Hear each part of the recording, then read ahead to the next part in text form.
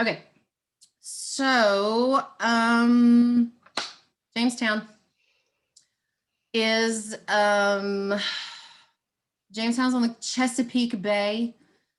Originally established in May of 1607. The deal is they wanted to set up a colony, an English colony in the New World. They had a hard time picking a spot, basically. They wanted it to be close enough to the ocean to where they could access the ocean, but far enough away from the ocean where they weren't attacked by the Spanish. They also wanted to build a fort so that they could protect themselves from the Indians who lived there. That turned out to be a terrible idea. The other thing is the spot that they ended up picking, not so great, because the water was brackish, is the term. So like salty, salt water, yucky, can't drink it. And it didn't drain. It was very swampy. So a lot of people died, as putting it mildly. Most of the people died who came over to establish Jamestown. I think 120-ish originally came over. And then by the end of about the first year or so, there's only about 35 to 40 left. Disease, malaria, mainly because of the mosquitoes in the area. And then because it's basically a swamp that they decided on. And then dysentery, because there's no clean drinking water and no proper drainage. So yeah, you know what I mean. Okay, dysentery. And then starving. They basically starved to death.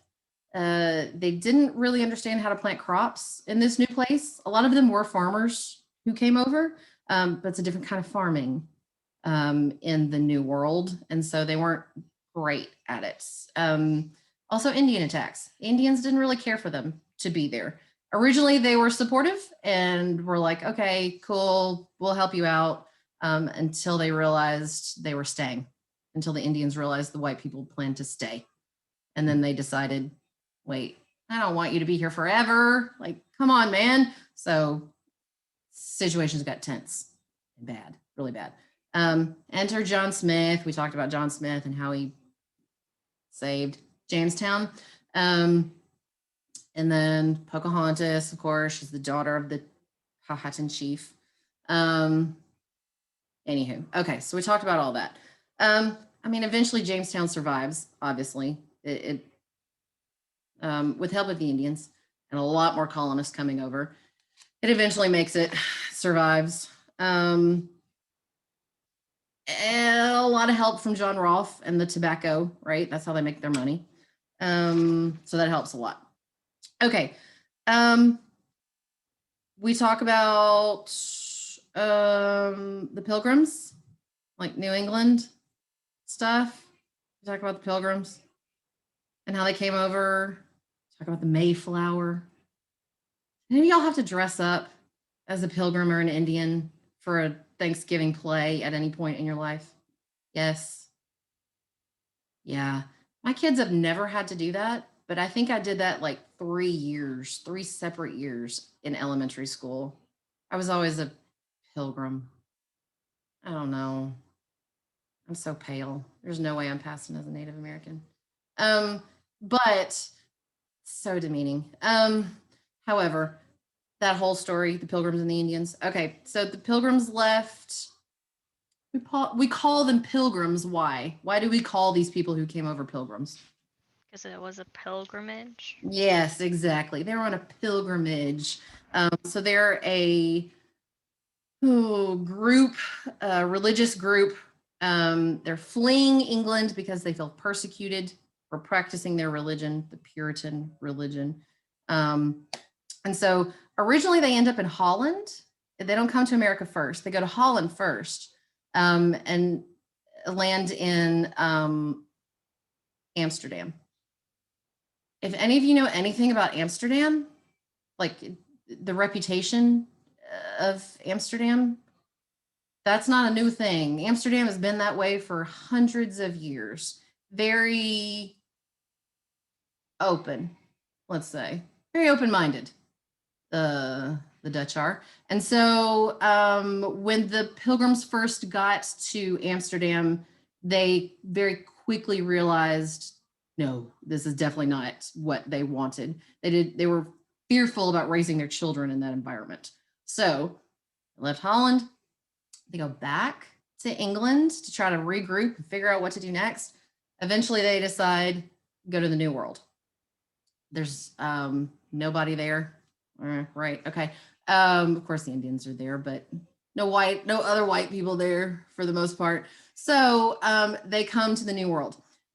They're not coming. This is sort of a misconception about the Pilgrims. They're not coming to the New World to have religious freedom. Like the Pilgrims are not coming to practice religious freedom. That's not what they were founded upon. The whole New England colony is founded on the Puritan religion. So if you're anything other than Puritan, you are not welcome. So it wasn't like anybody's welcome. It was you had to be Puritan. They're very strict about this. And the Puritans are very strict with their laws, which are obviously based on their religion as well. Mostly based on the Ten Commandments for the most part. Okay, so they want to establish a society free from and this is a quote, the ills of Catholicism and Christianity and the outside community. So they want their own little safe haven is what they're looking for here. Okay, pure Protestantism is what they're practicing here. Puritans, right? Okay, they come. Half of them die again within the first year. 50 plus die within the first year because they can't really figure out how to grow food. They have trouble with the Native Americans, fighting with the Native Americans. It's not great either. They're eventually saved by Squanto. I know y'all learned about Squanto in elementary school, right?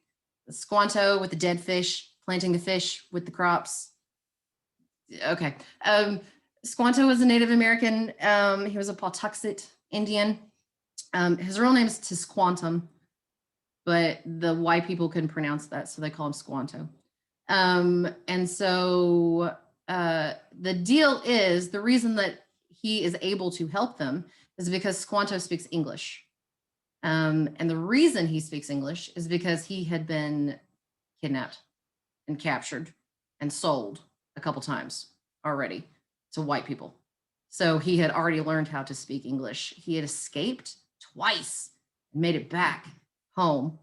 So he made it back to the New England area. And then white people show up again. God bless him, he helped. I don't know that I would have helped. Oof, I don't know, but a better man than I. He helped these white people to survive. He taught them basically how to grow crops properly in the New England soil, essentially, is what he does. Okay, there we go. So there's a few differences between Jamestown and the New England Puritan colony, Plymouth. Excuse me, I'm sorry. Okay, mainly it's just the people. The Plymouth people are coming as one big church group. They're coming as one large congregation, essentially. So they're all in it together. Jamestown, not so much. These people they're coming as families, but they're not a community before they come. They have to sort of set up a community when they show up.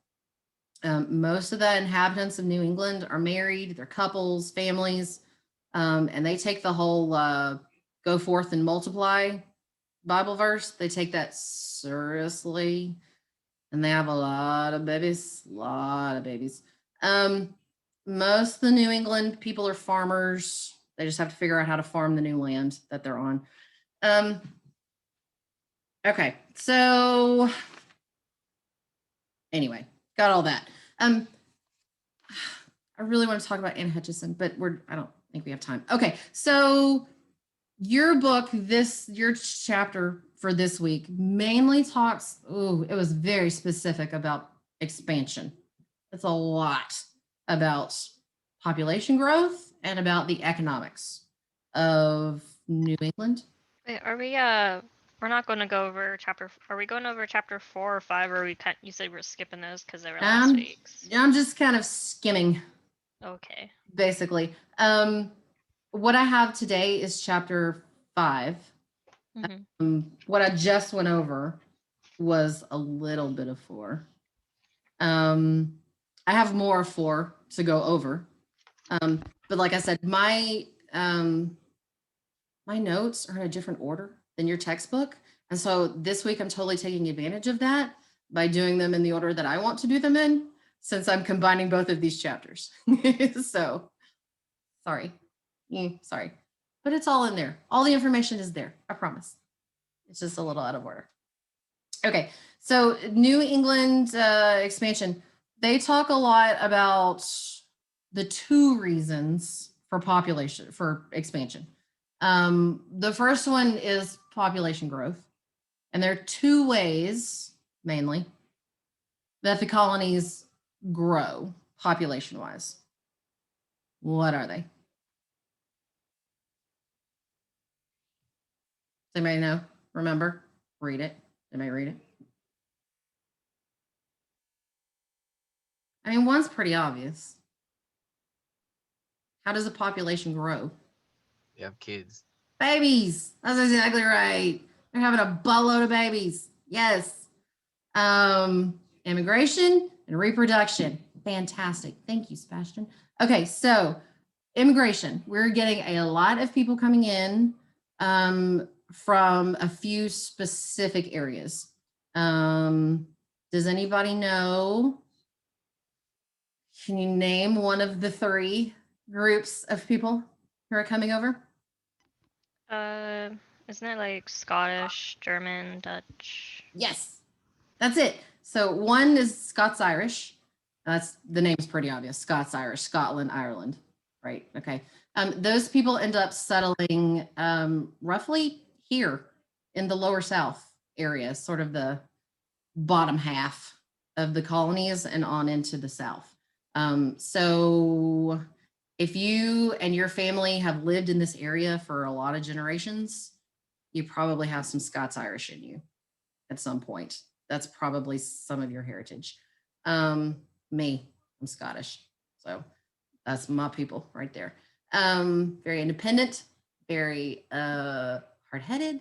Yeah, all those things. Okay, which makes them good for foraging in the wilderness. So, we kind of adapted to that pretty well. The other group of people are the Germans. A lot of people come over from Germany, but we don't call them Germans when they come to the New World. Instead, we call them the Pennsylvania Dutch, which is a bastardization of the language that they speak, because they claim they say they speak Deutsch, which is German originally. And so if you have ever been to Pennsylvania or like Upper Ohio kind of region up there, and if you've ever been to one of the like Quaker communities or the Mennonites or the Amish, any of those groups of people that are Pennsylvania Dutch, they speak German for the most part, and they still do speak German because that's the original language they spoke there. Okay, so we've got Germans or Pennsylvania Dutch and Scots-Irish, and then there's a third group of people who are coming over. Guesses? African American? Africans. That's exactly right. Obviously not by choice, but we're having a lot of African brought in to the colonies. The demand for slave labor is through the roof. Starting at about the 1700s, your book gives very specific examples of like each colony, what percentage of the population of each colony is African, which if you haven't read it, you should take a look at it because it's truly mind-blowing. The percentage of Africans in this country, 1700, the amount of people they imported into this country, mind-blowing. So immigration, the slave trade, a lot of people coming in to the colonies. And of course, the other way that we get more people is babies. People are coming in and we have a lower mortality rate once they figure out how to properly farm and feed everybody, have a much lower mortality rate, which means women are not just, and at this time, women are not just having 1 or 2 kids. They're having 6, 7, 8 babies before maybe they eventually die in childbirth. Baby, probably. Yeah, that's awful. Okay, so they give the example of Benjamin Franklin. He's one of 8 children, I think, in the beginning. And then his mom dies, giving birth to the 8th child. And then his dad remarries immediately and has another 10 babies with this woman. So he's got 17 brothers and sisters, Benjamin Franklin does. Woo! Yeah, it's a lot.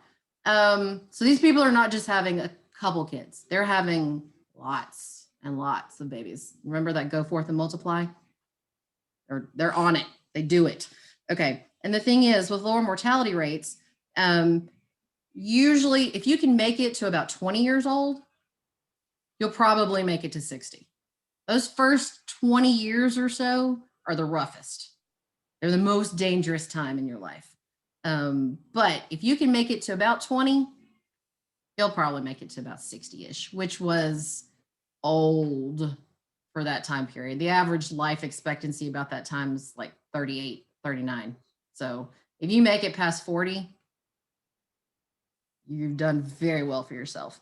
Good old Ben Franklin makes it like 85. So, whatever. Must have done something right. Okay. More people coming in, more babies. That means we have to spread out. So these colonies are expanding. We're expanding not just north because we've got all the colonies are all up there, but we're expanding west and we're expanding south. So slowly starting to spread out. I don't want to talk about that. Hold on. So I just want to talk about a little bit about a few of the colonies before we move on. One, let's talk Carolinas.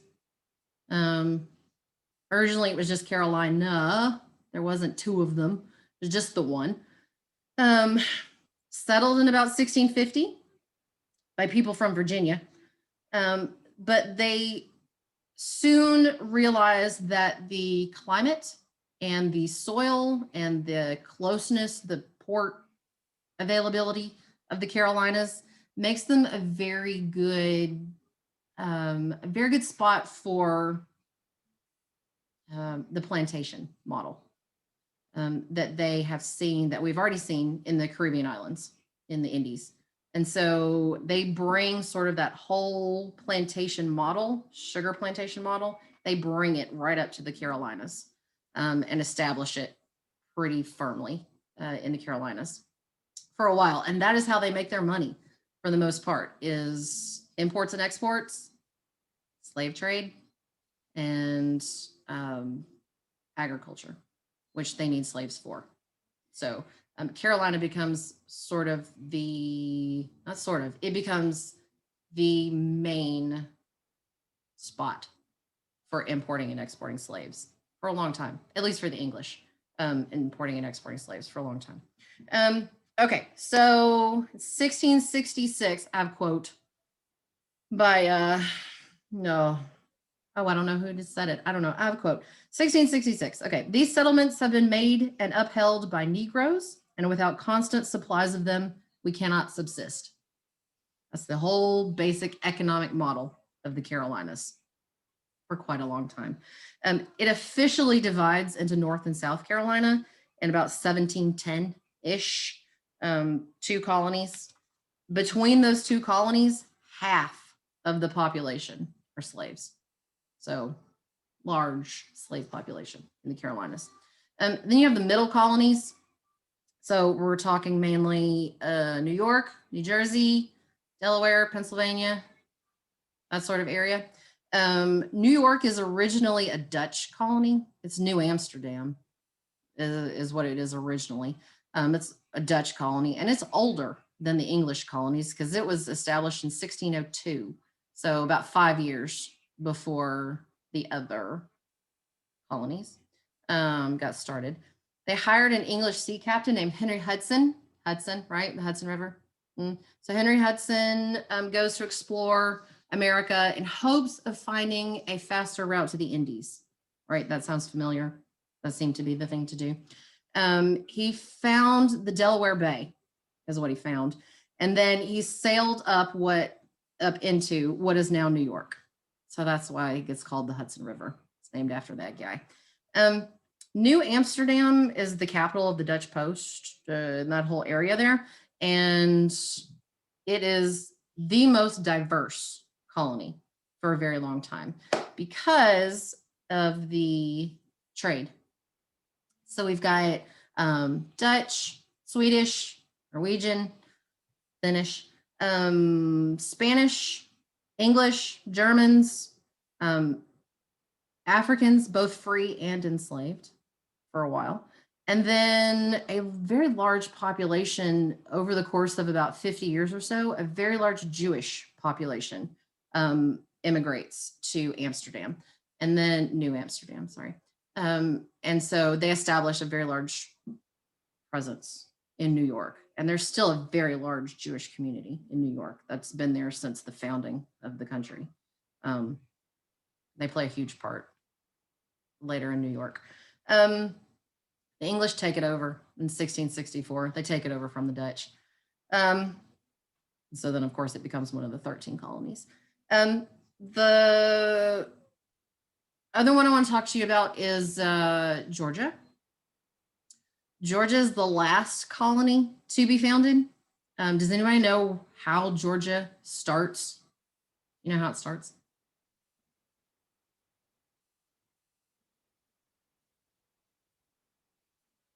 You have any idea? Georgia starts as a penal colony. It starts as so there's the man by the name of James Oglethorpe. Yeah, that's his name. Okay, James Oglethorpe. He has this idea that he wants to start a colony in the New World to give the, and this is his words, worthy poor a new start. He has this sort of a utopian idea that basically if you take the people who are in jail, debtor's prison mostly, which is people who just couldn't pay their bills, and so they put them in jail. We're not talking like mass murderers and rapists. We're talking about poor people who couldn't pay their bills. So if you take these people and you give them a new start in a new place, then they would flourish. They would do fantastic. All they need is an opportunity. That's his idea. And so in 1733, a band of about 120 colonists found the city of Savannah in Georgia. They used Savannah for a long time as a buffer against Spanish Florida. It's sort of the in-between between the colonies and Spanish Florida. So it's their buffer for a while. But he claims it as a common man's utopia. You come here, you get a fresh start, we give you a little bit of land, we give you a new opportunity, go at it. And for the most part, is very successful. Georgia does very well for a long time. The other thing is, he when he first establishes Georgia, he has these very lofty ideas. But when he first establishes Georgia, he sets it up as there is some very strict rules. One, there's no drinking. So they don't import any rum from the slave colonies. They don't, so not 100% prohibition or anything like that, because let's face it, people are still going to drink, but discouraged. The other thing is no slavery. Georgia didn't have slavery for about 50 years after it was founded. However, they realized that the soil in Georgia is really well suited for agriculture. That whole section of the country is called the Black Belt because the dirt is so good. so many things can grow there. And so that whole middle section there of the country. And so Georgia becomes a very big agricultural colony. And that means in order to maintain the large agricultural economy that they have set up, they begin importing slaves. So it becomes a slave colony. In fact, a very large percentage of slaves end up in the South. It didn't start out that way. It ends up that way though. Okay. The last one I'm going to tell you about is Pennsylvania. Pennsylvania, founded by who? Somebody tell me.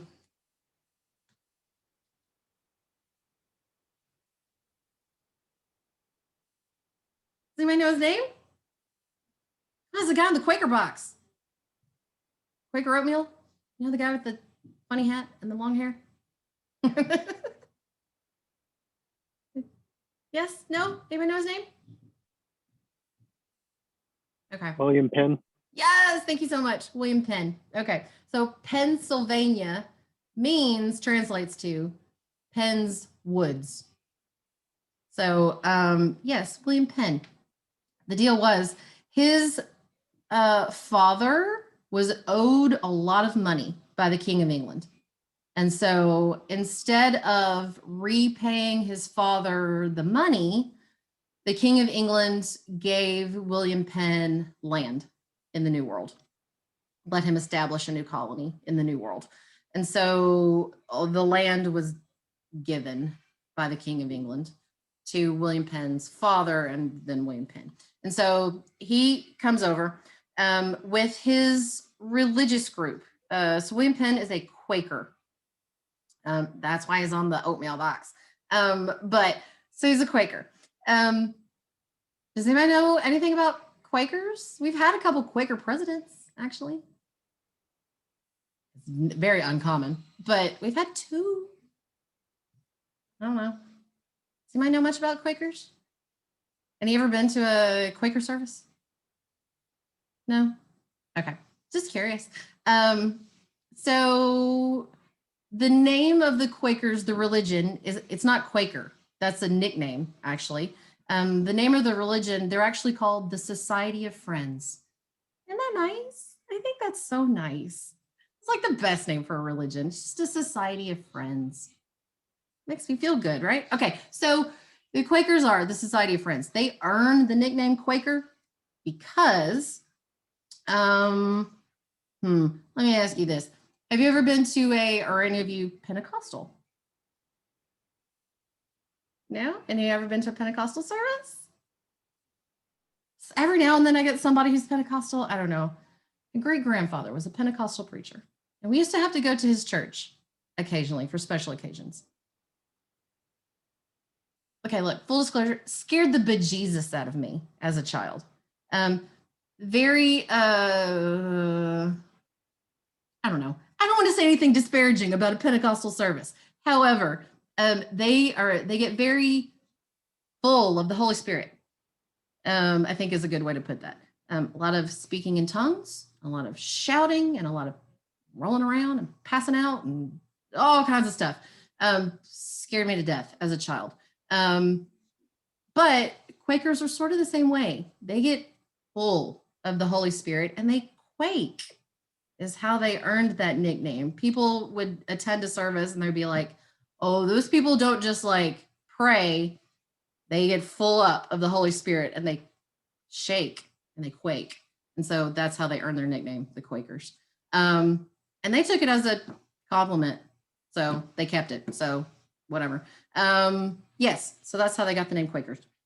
Okay, the Quaker religion is actually a really, it's an older religion, and it's a good way to put this, equal opportunity, like maybe is the way to put it. They don't view anybody as like a higher station than anybody else. They refrain from using words like Lord and Lady because they felt like it implied that you were better than somebody else. So they never use those terms. They don't really have a preacher per se. They just hold prayer meetings. And if you feel moved to speak or pray or preach, then you do. That's just whoever wanted to could. They're very open to outsiders. So if anybody wanted to attend a meeting, they welcomed them openly. This included Africans and Native Americans as well, which they caught a lot of flack for from the other colonists. But to them, it was just, everybody should have access to God. So they just let anybody come and pray. Women included. Women could preach if they wanted, which was a huge ordeal at the time. They didn't have a set sort of judicial setup. Everything was done by arbitration. So hold a group meeting, talk stuff out, mediation, arbitration. This included stuff with Native Americans as well. They'd invite them to the arbitration to work stuff out if they had problems with them. So really different than the other colonies, very different than the other colonies. And they were successful. They were pretty successful for a long time, mainly because they got along very well with their Native American neighbors, and their Native American neighbors helped them for the most part when they were first starting out and first got there. So, okay, what else do I need to tell you? So that's Pennsylvania. Okay, we talked about, we did Bacon's Rebellion, right? Yes, we did that. Yes, yeah. And we talked about the Caribbean colonies, slave trade, Middle Passage. Okay, because that's in this chapter too. Okay, slave trade, did that. So I think maybe the last thing I'm gonna talk about. Yeah. Okay, so maybe the last thing I'm gonna talk about today is the different types of slavery in the colonies, because it varied depending on the location of the colony. What slavery looked like in the North is very different than what it looked like in the Southern colonies. And even so much as it's even so different that even the upper South colonies are different than the lower South colonies. So in New England, for example, don't have a lot of agriculture. So there isn't really a need for a huge influx of African slave labor. For the most part, African slave labor took over for indentured servants. That was it. So you have Africans doing jobs like skilled tradesmen. So basically, blacksmiths and coopers. You know what a cooper is? Do you know what a cooper does? No? Okay, a cooper makes barrels. So there you go. Coopers and tanners. Tanners make leather. So all these like skilled trades, if they needed apprentices or people to work in their shops, that's mainly what African labor provided. In addition to that, you also have house slaves. So this is mainly women for the most part, nannies, maids, cooks, things like that. Slaves that lived in the, like with the white people in the home, house slaves. So very different than the slavery in the South. Slavery in the South is more of a task-based system. That's how historians refer to it. Basically, it just means that you're given a task.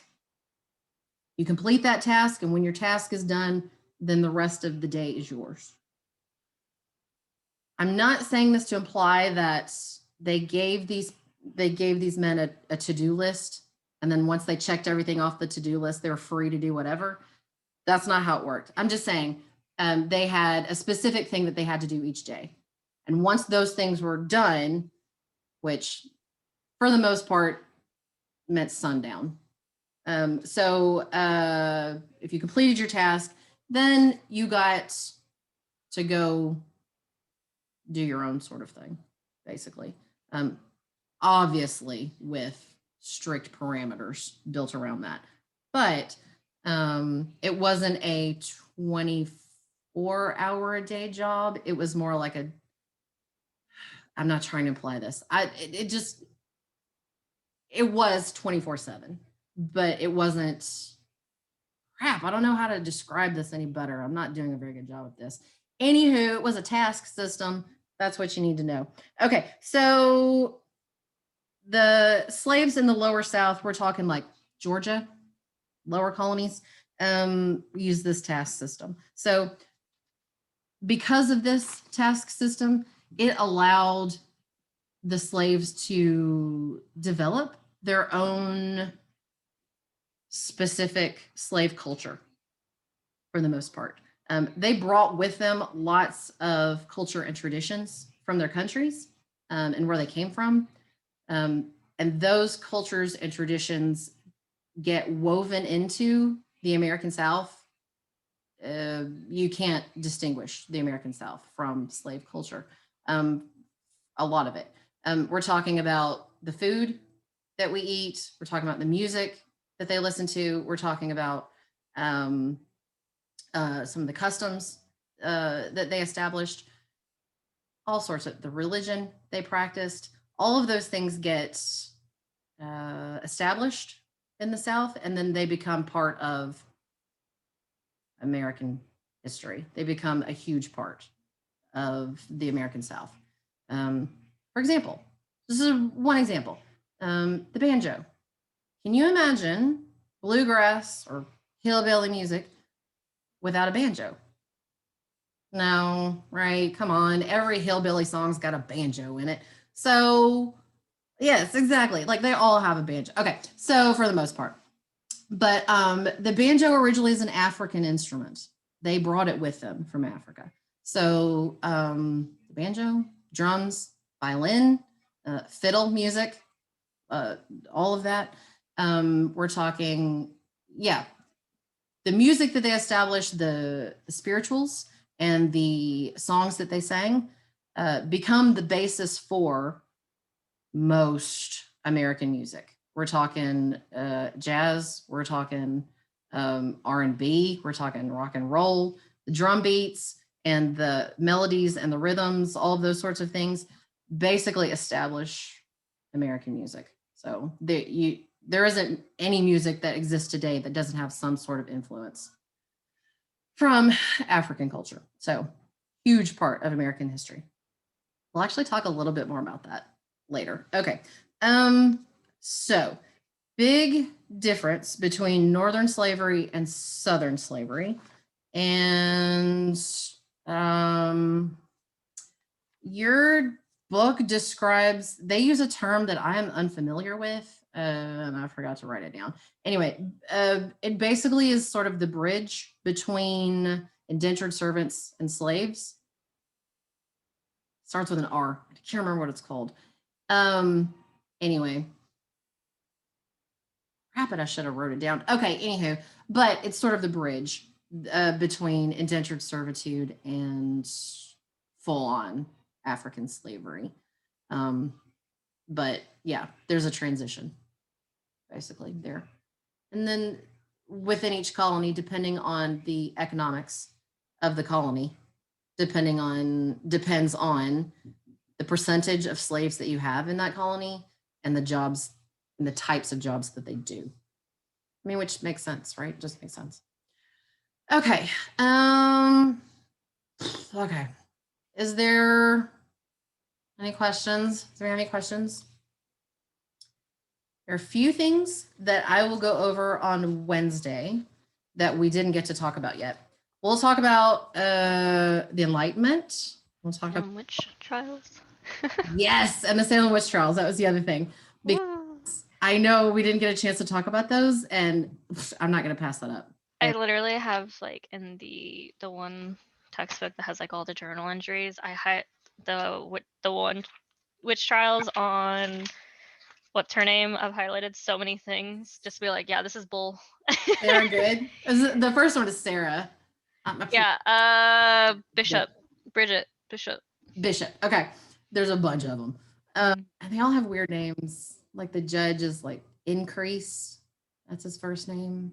I don't know. Cotton. There's a Cotton. I don't know. They have weird names. Anywho, yes, I can't not talk about the Salem witch trials because they're so fascinating. I don't know. I think they're crazy.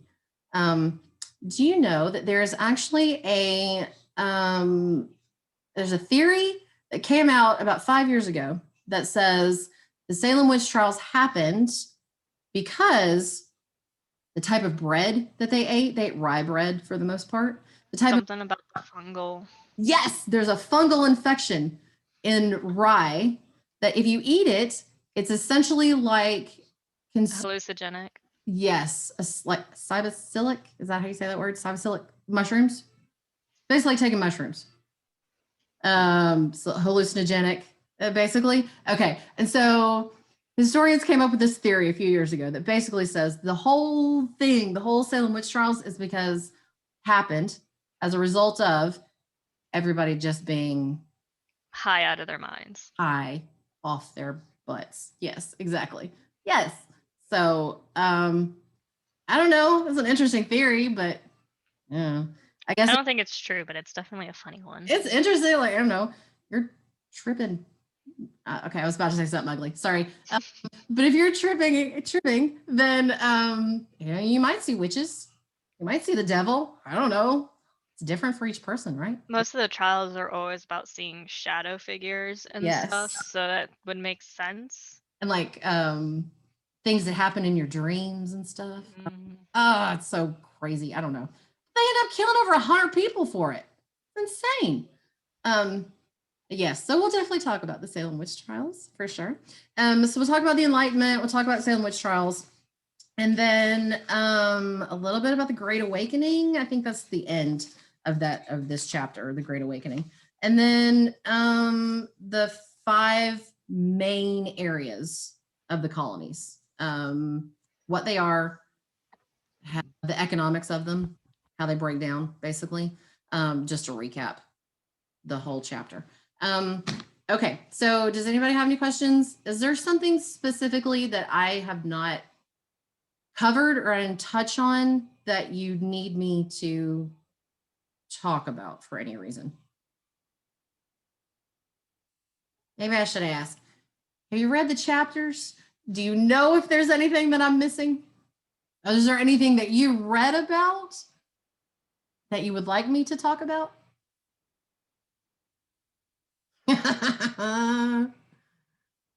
Okay, fair. It's fine. It's fine. Don't worry about it. It's fine. Okay. If you think of something or if there's something specific you would like to address, please let me know. Other than that, I think that may be it. Don't forget your discussion question for this week. There is one for this week. And then I opened quiz 4, week 4 quiz. Sorry. And both of those are open until Wednesday night. This week and last week's are open until Wednesday night of this week. And then I'll let you know about the quiz questions for the midterm if I can figure out how to show you those, get those to you. Oh, you reopened the quiz? I did. It closed on Saturday. I was like, oh, I was working all day. Yes. I noticed when I went in to update everybody's grades that I only had about half of the quizzes done.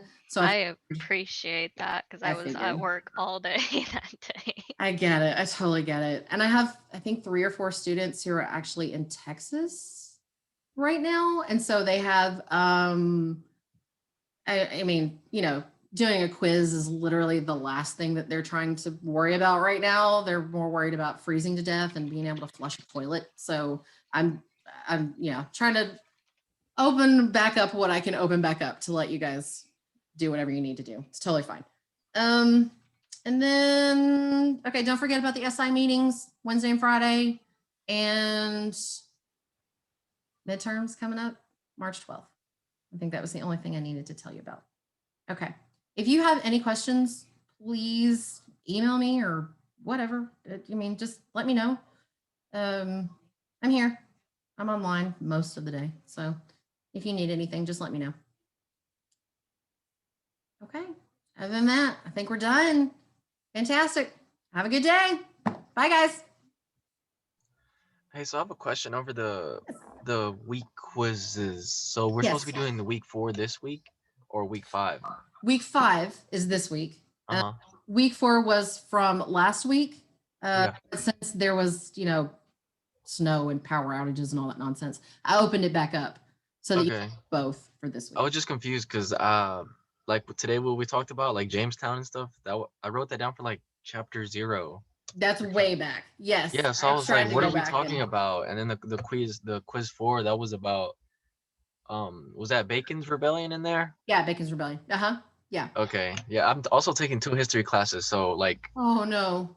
we're in colonist America, and I already went Yeah. over colonist America over there. Right now, we went over the westward expansion. Oh god, Uh, you're doing like Manifest Destiny and nonsense. I'm doing like both of y'all's, but except that we're kind of moving quicker in history too, and we're Yeah. kind of studying colonial, so I get kind of mixed up. But I'm good at history, so I'm Okay, fine. good.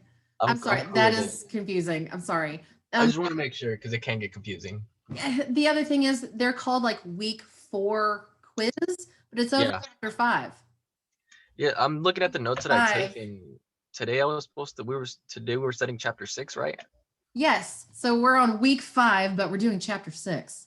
Okay, yeah, because I took notes over Confusing. the snow week and over 4 and 5, and that was about New England and the middle colonies. Yes, exactly. Yes. Okay. All right, I think I'm good then. I just wanted You're to make sure good. I'm on track. Okay. Thank Fantastic. you. Have a good day. Yeah, you too. Thank you.